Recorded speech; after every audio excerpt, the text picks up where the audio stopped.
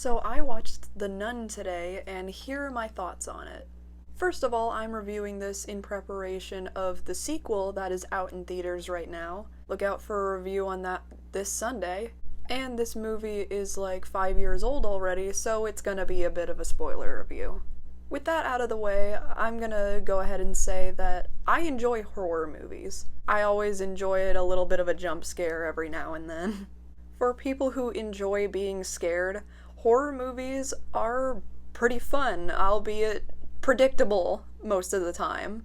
And there were points in this movie that were also a bit predictable. There's a lot of cheap jump scares here and there, a couple of cliche moments where a character goes off on their own in a dark alleyway or whatever. You know, something that happens in every horror movie ever. Now that being said, this movie was still interesting, and if you can get past the predictability of it and the cheap jump scares, there is an interesting story within this movie. There is a church in the middle of the woods that was built by some guy who wanted to open the gate to hell, I guess, but he was caught, and then they tried to turn the castle into a church and seal the gateway with Jesus Christ's blood or whatever, and then for some reason after a couple centuries it just stopped working. A guy comes along who delivering stuff to the church, because that's his job, I guess, and he sees a nun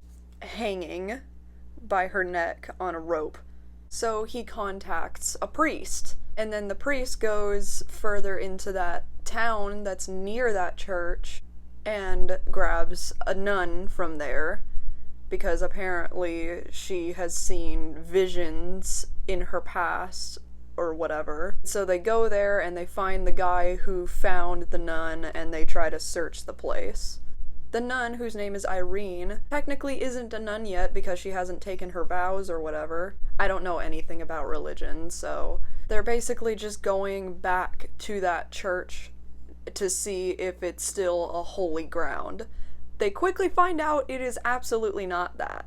The priest gets buried alive somehow. The guy who found the nun that they buried later gets attacked by her corpse and runs back into town with one of the crosses. Honestly, I would do the same. And then Sister Irene starts seeing the nuns wandering around the church, praying and trying to keep the evil out. And she finally gets reunited with the priest and the guy who is called Frenchie throughout the entire film, but we later find out his name is Maurice. And once they reunite, they later find out that she was seeing their ghosts the entire time. Apparently, all the nuns that were in there were long gone.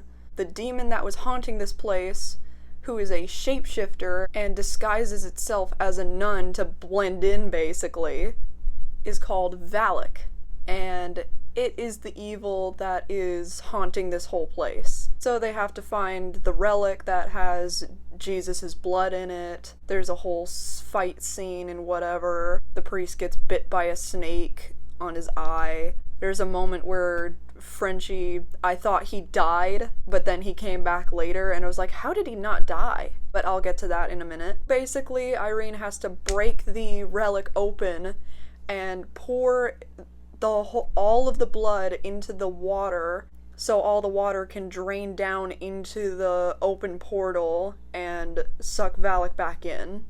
And that's basically what happens. Then we find out later that Maurice was being possessed and not strangled and killed.